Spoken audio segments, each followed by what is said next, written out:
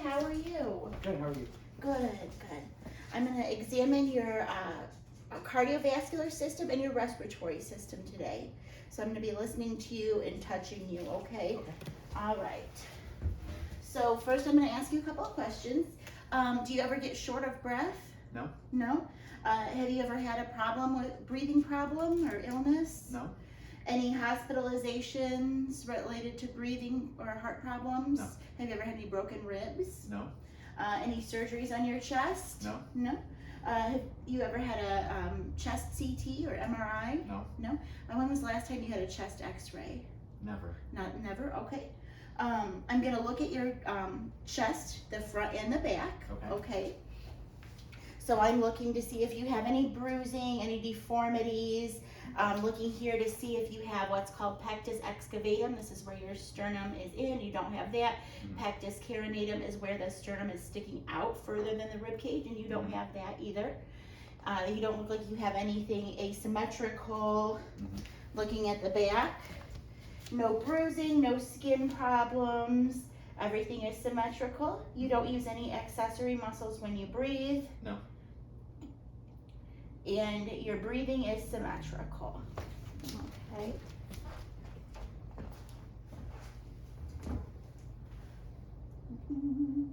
You don't have any kyphosis, which is hunchback, kind of hunching forward of your shoulders. You don't have lordosis, which is a curvature of your spine that pushes your chest out.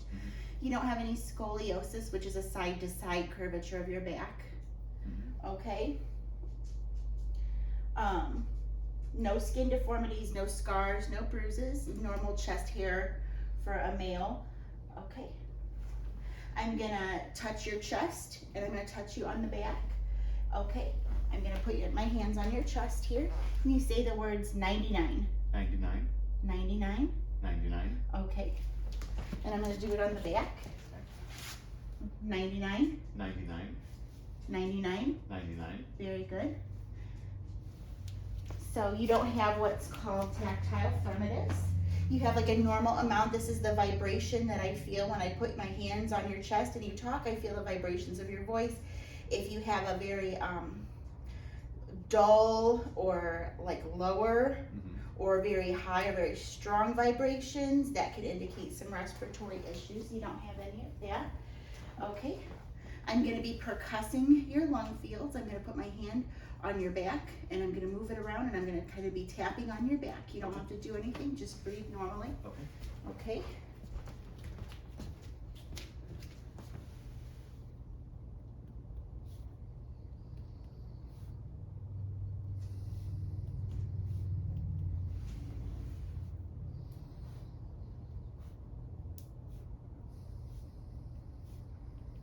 Okay, I'm going to do it on the front now.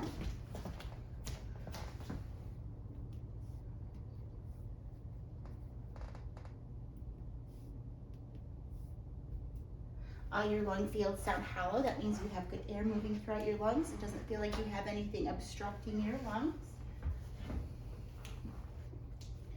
I'm going to feel for your diaphragm. Okay, so I'm going to be touching your back and I'll tell you, you should take a deep breath and hold it. I'll tell you to blow out and hold it, and then I'm going to take a measurement. I've got measuring tape here in my pocket.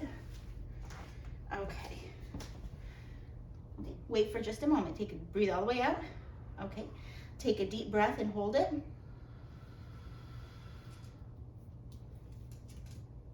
I'm finding your diaphragm here. Okay, now blow it all the way out and hold it.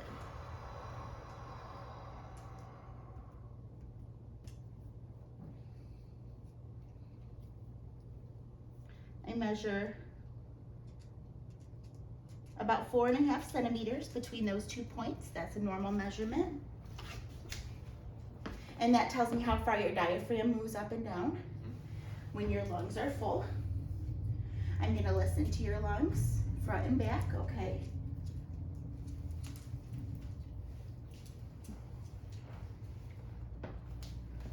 And just take some slow, deep breaths, okay?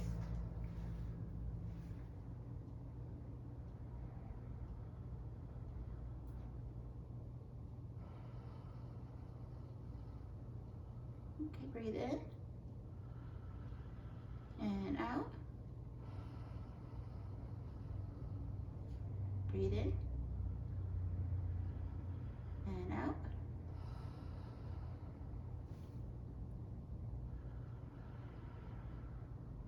And out. Okay, good. And out. You could go a little faster. That's good.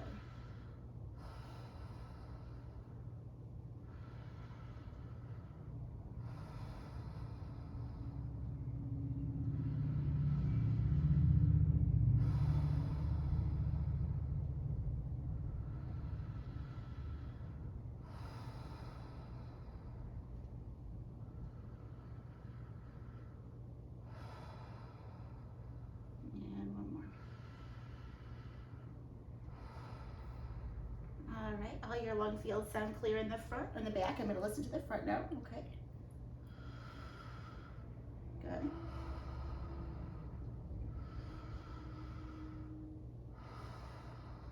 Good. Good.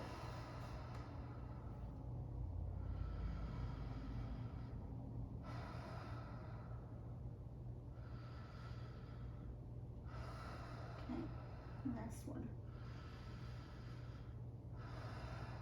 Good. Okay, all lung fields sound clear on the front. Okay. Now I'm going to listen to you.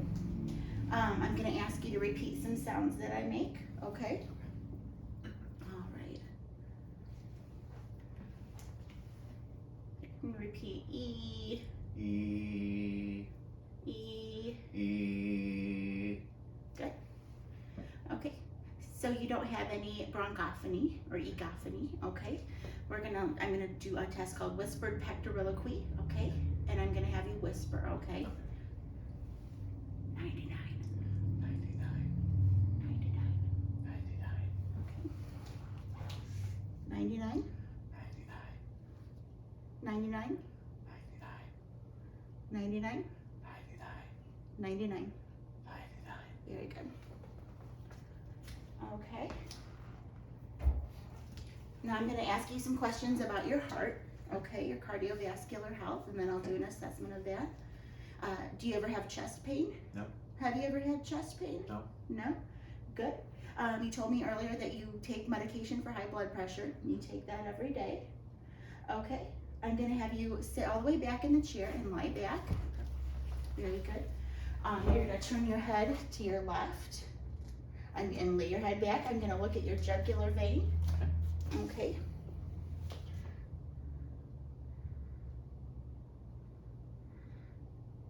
And feeling your carotid pulse here too. Okay, your carotid pulse is +2, that's normal. You don't have any jugular vein distension. I can see it, but it's not bulging or anything like that. Okay. Now you turn your head the other way. I'm going to feel your carotid pulse on this side. +2 carotid pulse on this side, and I don't see any jugular vein distension here. Okay, go ahead and sit up. I'm going to feel your brachial pulses. This is a pulse in your arm. It's kind of on the other side of your arm. Feel for that.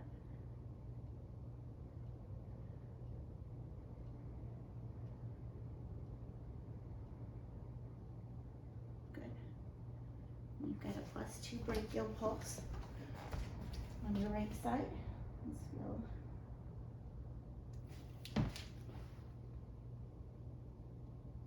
A +2 brachial pulse on your left side. Okay.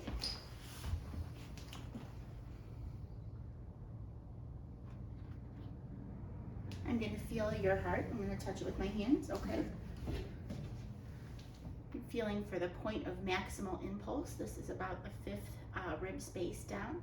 Going to be right under the middle of your clavicle here.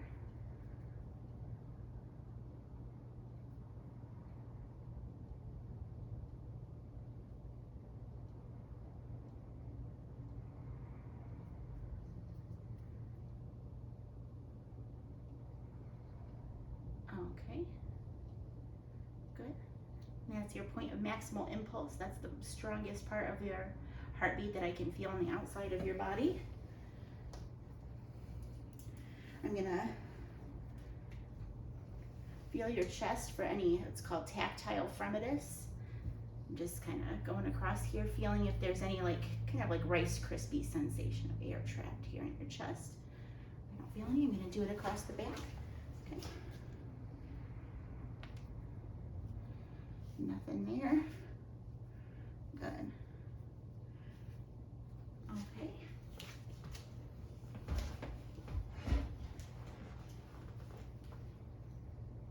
I'm feeling, I don't feel any thrill here, which is kind of like a whooshing feel of your heart, whooshing feel of blood vessels here, okay? I don't feel that. I'm gonna listen to your heart. I'm gonna listen for any heart murmurs. I'm gonna listen with one side of my stethoscope and then flip it over and listen to on the other side, okay?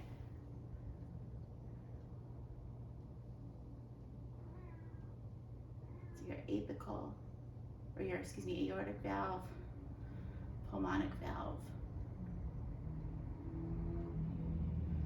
This is called Erb's point. Tricuspid valve. And your mitral valve here.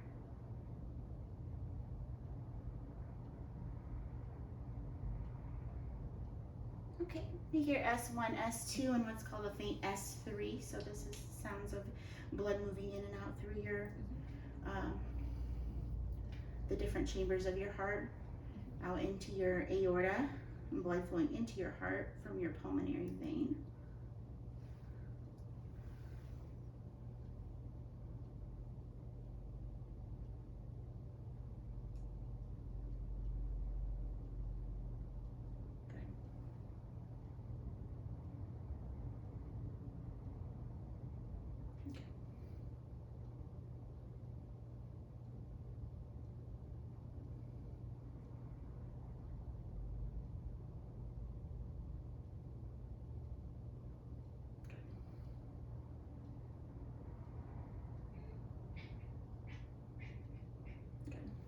Okay, and I don't hear any bruit, which I talked about a thrill earlier when I did not feel a thrill of a whooshing sound here. The bruit is the sound part of it that I would hear with the stethoscope. All right, and I don't hear that. All right, you're all set. Thank you so much.